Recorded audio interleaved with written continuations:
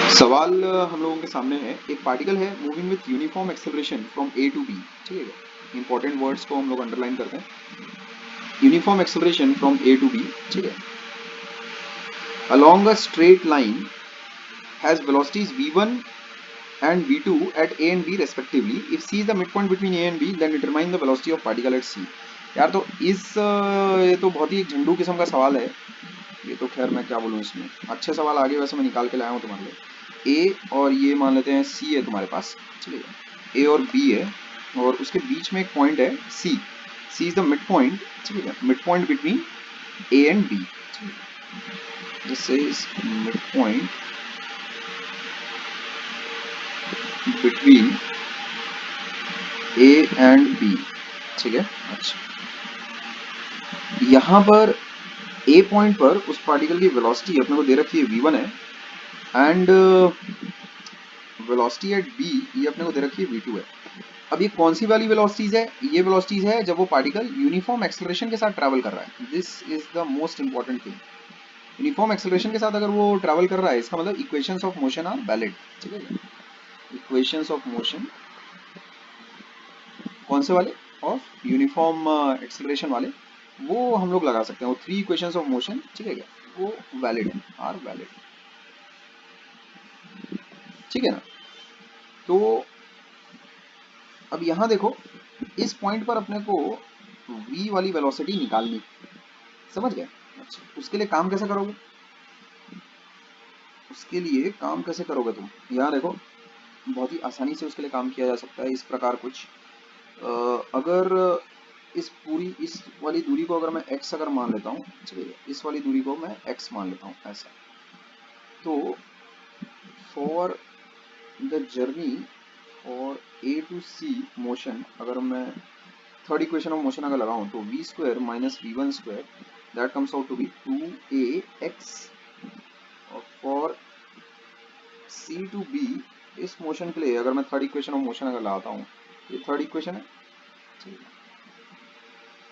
क्या लिखना पड़ेगा मेरे को? v2 square minus v square equals to 2ax। Again acceleration is uniform, ठीक है बात ऐसा। तो इन दोनों इक्वेशंस में से अगर मुझे x अगर एलिमिनेट अगर करना है, तो मैं क्या करता हूँ, सीधा दोनों इक्वेशंस को डिवाइड कर देता हूँ। इससे मेरे पास क्या आएगा देखो, v square minus v1 square divided by v2 square minus v square equals to 1। इससे v square minus v1 square आ जाता है मेरे पास v2 square minus v square. तो यहाँ से देखो मेरे पास आएगा v square comes out to be half of v1 square plus v2 square. ये आ जाता है अपने पास, ये चीज आ जाती है, ठीक है। इसका मतलब तुम क्या बोल सकते हो, v की value will be under root of v1 square plus v2 square by 2 ऐसे, ठीक है। ये चीज हम लोगों का आंसर हो जाएगा। This will be our answer, ये हम लोगों का आंसर होगा। क्लियर है? इस सवाल में अगर कुछ अगर तुम्हें बातचीत अगर करनी है तो बताओ। कुछ भी नहीं है, ये 9th क्लास का प्रॉब्लम है और कुछ नहीं है। मैं तो इसको 9th क्लास का प्रॉब्लम ही रेट करूंगा, कुछ इसमें ऐसा कुछ खास नहीं था। इसमें इस मिड पॉइंट पर तुमसे इसकी पार्टिकल की वेलोसिटी पूछी गई थी।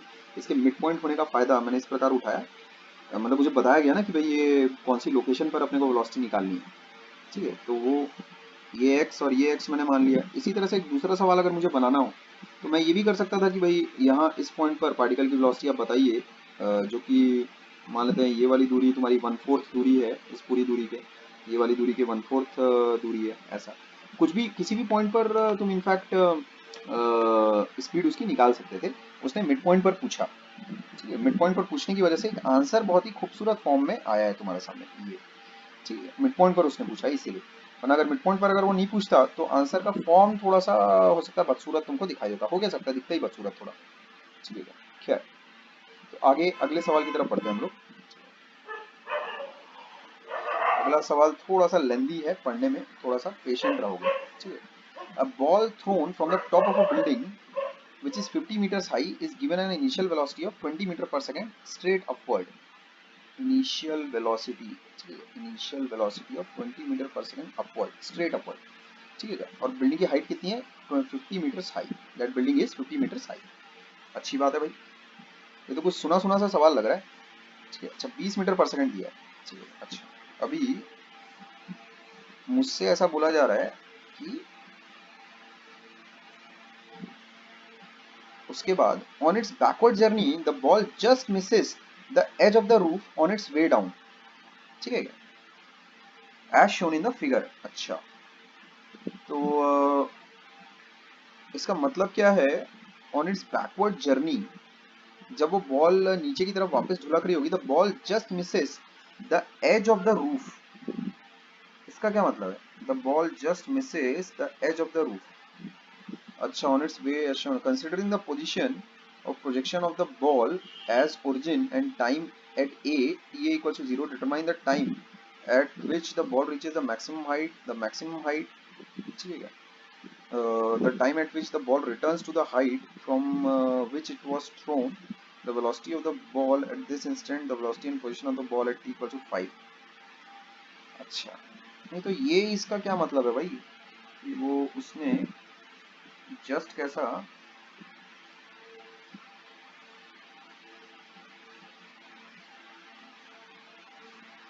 सर वो कहना चाहता है कि स्ट्रेट लाइन में ऊपर गया है। स्ट्रेट लाइन में ऊपर गया है? हाँ, मतलब स्ट्रेट लाइन मोशन है, कुछ डेविएशन नहीं आया है। अच्छा, on its backward journey, the ball just misses the edge of the roof on its way down. Initial velocity of इतना, a ball thrown from the top of a building. Straight line motion में कैसे? वो वाली situation अगर होगी तभी हम लोगों की इक्वेशंस वगैरह वैसे वैलिड होगी। लेकिन just misses the edge of the roof on its way down, just misses the edge of the roof. हाँ, तो वो कहना चाह रहा है कि जब वो ऊपर से गिरा है, तब वो मतलब छत के कोने से गिराया होगा। तो अच्छा जब वो अच्छा, नहीं नीचे तो गिरा तो कोने से वापस। गिरा।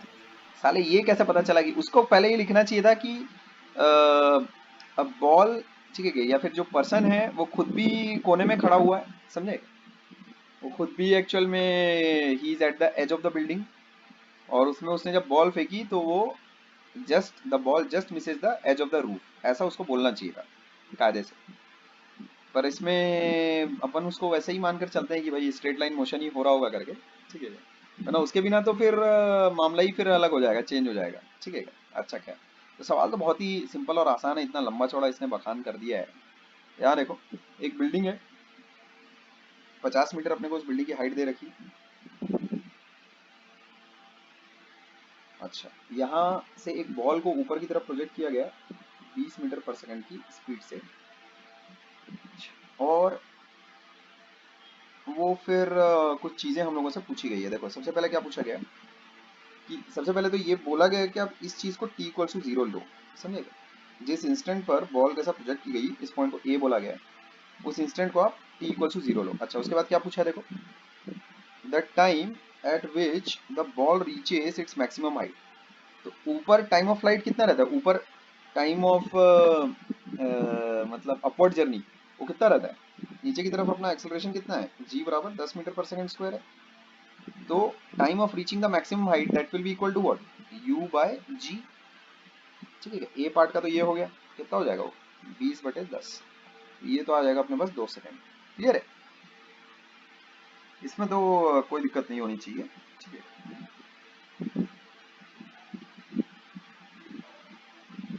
है कि नहीं? तो इसमें मेरे पास जो आंसर है, ठीक है क्या, वो ठीक है।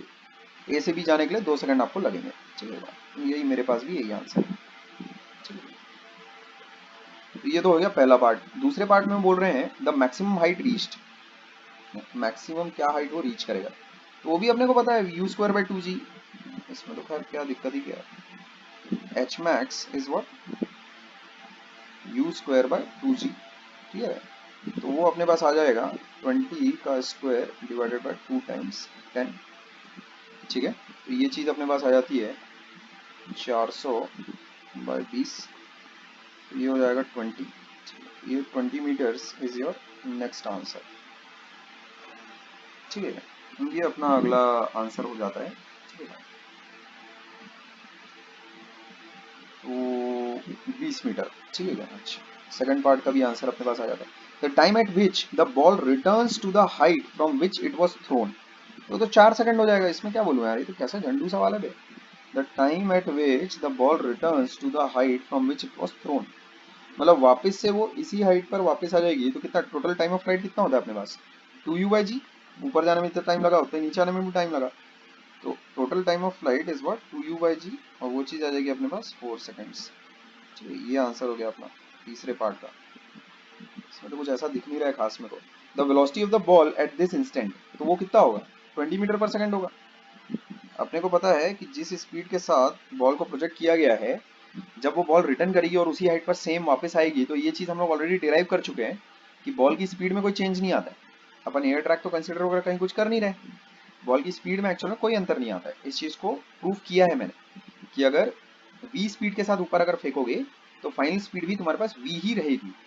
10 मीटर पर सेकंड से अगर तुम फेंकोगे तो जब तुम वापस कैच करोगे तो बॉल को, just before catching the ball the speed of the ball will be 10 metre per second only, ठीक है। अच्छा, इसके बाद the velocity of the ball at this instant, तो वो हो गया भाई 20 से फेंका था, 20 पे ही आ जाएगी। अच्छा, the velocity and position of the ball at t equal to 5। अच्छा, तो 4 सेकंड जब बीत जाएंगे तो वो कहाँ पर होगा, वो वापस उसी पोजीशन पर होगा, मतलब बिल्डिंग के एज पर वो चीज वापस से हो जाएगी। समझिएगा, एक मिनट।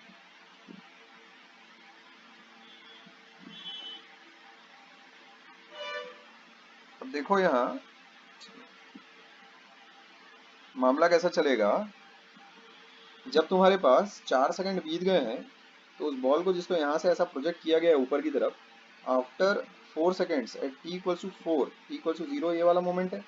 तो at t equals to 4 the ball, ठीक है, the ball will again be at the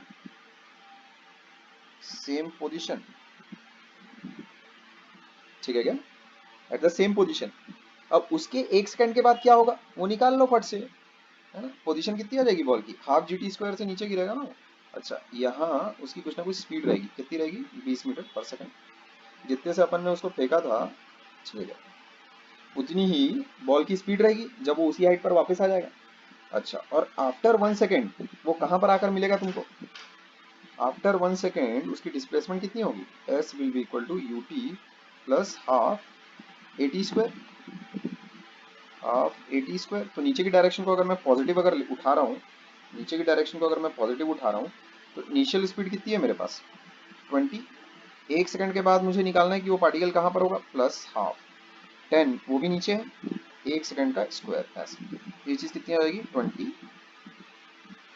plus 5, ये चीज़ आ जाती है मेरे पास 25 मीटर्स। डिस्प्लेसमेंट पॉजिटिव आ रही है, इसका मतलब डिस्प्लेसमेंट पॉजिटिव है, इसका मतलब क्या, इसका मतलब displacement is in downward direction, ठीक है। अपन ने नीचे की तरफ पॉजिटिव लिया है ना, समझ गए। अच्छा, तो इसका मतलब वो पार्टिकल फिर कहाँ पर है अपने पास, आफ्टर t इक्वल्स टू 5। इसका मतलब वो पार्टिकल हम लोगों को मिलेगा, बहुत ही आसान सा सम है, कुछ ऐसा खास नहीं इसमें। That particle will be at t equals to 0, वो यहाँ से स्टार्ट हुआ 20 मीटर पर सेकंड के साथ, और at t equals to 4 the particle is again at this point with the same speed 20 metres per second, और उसके 1 सेकंड के बाद t इक्वल्स टू 5 पर वो पार्टिकल कहाँ पर रहेगा, 25 मीटर ऐसा नीचे, ठीक है। तो जमीन से कितना ऊपर रहेगा, ये जैसे अगर बिल्डिंग है तो जमीन से कितना ऊपर रहेगा, 25 मीटर्स अबव द ग्राउंड, ठीक है, above the ground after t बराबर 5। क्लियर है बात। तो ये आंसर रहेगा तुम लोगों का, ठीक है। इसको मैं अपने दिए गए आंसर के साथ एक बार चेक कर लेता हूँ, ठीक है।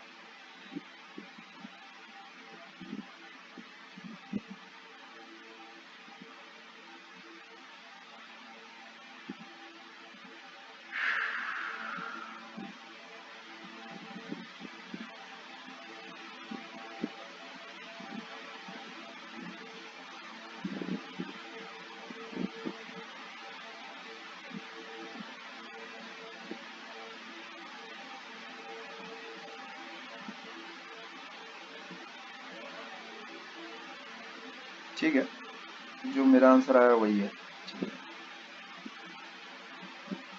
ठीक है, वो इसमें वैसे खैर मेरे को कोई डाउट नहीं है, आंसर इस सवाल का मेरे पास है नहीं एक्चुअल में, लेकिन ठीक है अपना। अच्छा, वेलोसिटी भी पूछी गई है, वेलोसिटी भी क्या होगी आप ये भी बताइए। ठीक है, वेलोसिटी भी एक्चुअल में पूछी गई है, वेलोसिटी पूछी गई है और पोजीशन पूछा गया of the ball at t equal to 5। तो एट टी इक्वल टू 5 जो बॉल की जो पोजीशन है वो तो हम लोगों ने निकाल ली है, और उसकी वेलोसिटी अगर हम लोग देखें, ये तो यार इससे झंडू सवाल तो मेरे ख्याल में हो नहीं सकता। और यहाँ से देखो, ये इनिशियल पोजीशन है, t इक्वल्स टू 4 पर उसकी स्पीड कितनी है, उसकी स्पीड इज 20 मीटर पर सेकेंड डाउनवर्ड। नीचे की तरफ एक्सेलरेशन ड्यू टू ग्रेविटी है, कितने का, 10 मीटर पर सेकेंड स्क्वायर का। तो एक सेकंड के बाद उसकी स्पीड कितनी हो जाएगी, 30 मीटर पर सेकेंड, हो गया खत्म। यहाँ पर उसकी स्पीड क्या रहेगी, 20 प्लस 10 टाइम्स 1, तो यहाँ पर उसकी स्पीड कितनी होगी, 30 मीटर पर सेकेंड। ठीक है, तो at t equal to 5 the particle is located 25 meters above the ground and it is traveling downwards with a speed of 30 meters per second। ठीक है, ये हो जाएगा ई पार्ट का आंसर। ठीक है बात, इस सवाल में मुझे कुछ नहीं बोलना, इसमें कोई ऐसा नया, कुछ ऐसा नोवल, ऐसा कुछ भी नहीं था। The problem was very very very easy and very simple. ठीक है, खैर आगे बढ़ते हैं अगले सवाल की तरफ। हाँ बोलो, सर कोई बोल रहा है। अगर इसमें हम लोग माने कि अच्छा श्रेयन पहले बोल ले तू, हाँ बोल।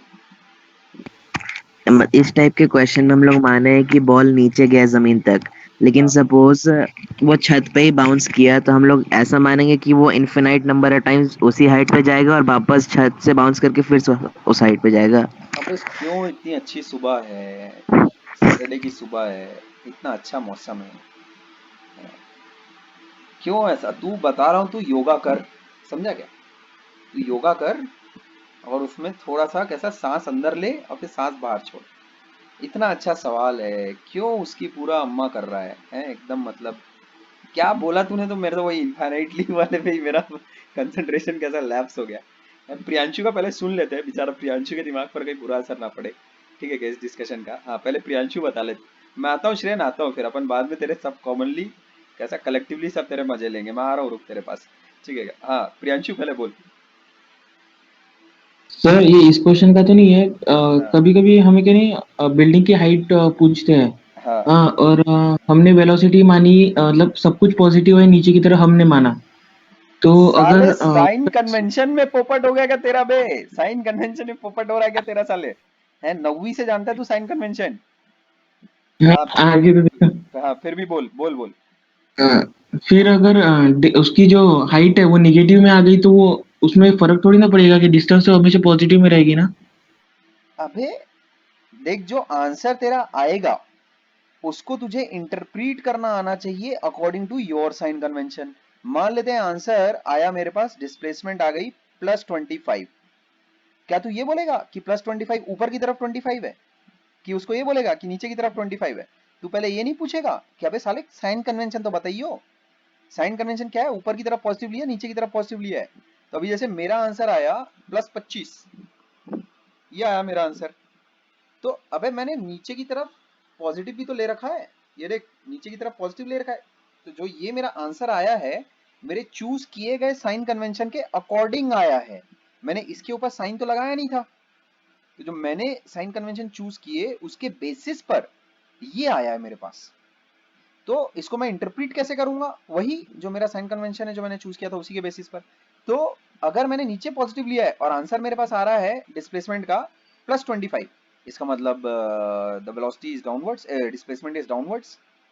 ठीक है क्या, अभी मेरी बात समझ रहे हो? पहले अपना साइन कन्वेंशन सेट करो, उसके अकॉर्डिंग चूजन साइन कन्वेंशन के अकॉर्डिंग जिन वेरिएबल्स की साइन पता है उन वेरिएबल्स को साइन के साथ पुटअप करो, यानी 3 वेरिएबल तुम्हें पता ही होंगे, जाहिर सी बात है, तो उनको साइन के साथ पुटअप करो, चौथा वेरिएबल ऑटोमेटिक तुमको अपने आप साइन के साथ आएगा।